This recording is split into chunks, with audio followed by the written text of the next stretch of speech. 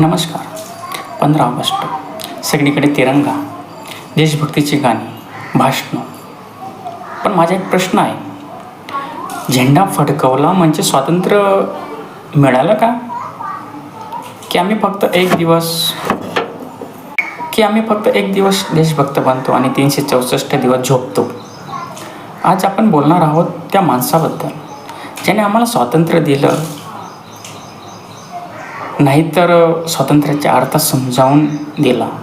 त्यांचे नाव आहे doctor Babasaheb Ambedkar. Video शेवटपर्यंत बघा, कारण आज जे बोलेल ते सत्य आहे पण कडू आहे. मित्रांनो, 1947ला ब्रिटिश गेले, आम्ही नाचलो, फटाके फोडले. पण त्याच दिवशी बाबासाहेब काय म्हणाले होते माहीत आहे? ते म्हणाले होते, आम्हाला राजकीय स्वातंत्र्य मिळालं खरं, पण आम्ही आता विरोधाभासाच्या जीवनात प्रवेश करणार आहोत. राजकारणात एक माणूस एक मत, पण सामाजिक जीवनात एक माणूस दुसऱ्या माणसाला पायाखाली तुडवतो. 80 वर्ष होत चालली. आजही शाळेत मुलं जातीवरून मार खातात ना? हो. आजही लग्नात जाती विचारतात ना? हो. आजही नोकरीत आरक्षणावरून वाद होतात ना? तर हो.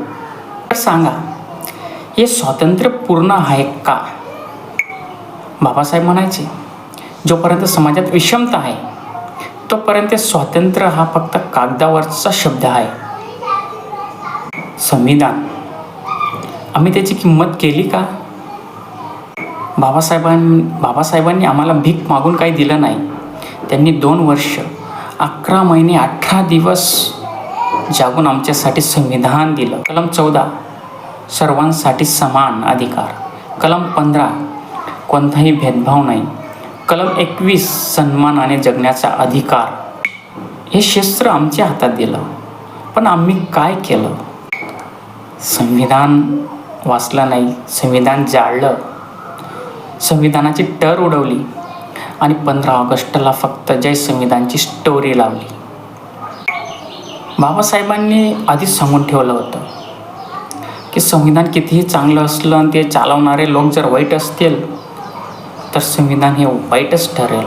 पण आज एकच प्रश्न की तुम्ही संविधानाचं एक पान वाचलं आहे का फक्त खिशात ठेवून फोटो काढलाय? बाबासाहेबांनी सांगितलं होतं, शिक्षित व्हा. ही युद्धाची हाक होती. बाबासाहेब सगळ्यात मोठा नारा काय होता? बाबासाहेबांचा सगळ्यात मोठा नारा काय होता? शिक्षित व्हा, संघटित व्हा आणि संघर्ष करा. ही घोषणा नव्हती, ती युद्धाची हाक होती. त्यांना माहीत होतं, जोपर्यंत आम्ही अशिक्षित आहोत तोपर्यंत कोणाच्या तरी दयेवर जगू. पण आज काय दिसतंय? आमचे तरुण डिग्री घेऊन बेरोजगार फिरत आहेत. आमची मुलं 24 तास रील पाहत आहेत. आम्ही शिक्षणाऐवजी जातीवरून भांडत बसलो आहोत. बाबासाहेबांना ही पिढी नको होती. त्यांना IAS, IPS, डॉक्टर, इंजिनियर, शास्त्रज्ञ बनणारी पिढी हवी होती, जी देश चालवेल, देशाला दिशा देईल.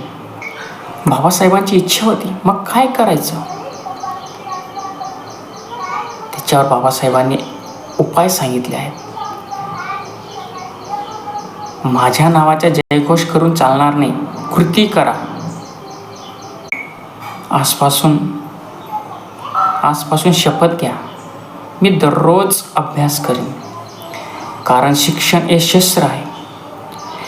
अन्याय दिसला तर गप्प बसू नका.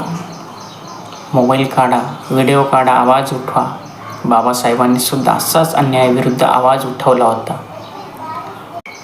जाती धर्माच्या नावाने भांडू नका. मी आधी भारतीय आहे हे लक्षात ठेवा, कारण तिरंगा आणि निळा हे दोन्ही झेंडे आपलेच आहेत. शेवटी एक गोष्ट लक्षात ठेवा मित्रांनो, ब्रिटिशांनी आमच्या पायात बेड्या घातल्या होत्या. बाबासाहेबांनी आमच्या डोक्यातील गुलामगिरी तोडली. ब्रिटिश गेले, पण आमच्या मनातली मानसिक गुलामगिरी अजूनही गेलेली नाही. ती तोडायची आहे. म्हणून 15 ऑगस्टला फक्त मिठाई खाऊ नका, प्रतिज्ञा करा. मी बाबासाहेबांना हव्या असलेला भारतासाठी जगेन. एक भारत, समान भारत, बलशाली भारत. स्वातंत्र्य मिळवणं सोपं आहे, पण ते टिकवण्यासाठी आणि त्याला अर्थ देण्यासाठी बाबासाहेब व्हावं लागतं. तुम्हाला काय वाटतं? कमेंटमध्ये जय भीम लिहा, व्हिडिओ शेअर करा. कारण सत्य प्रत्येक भारतीयापर्यंत पोहोचलं पाहिजे.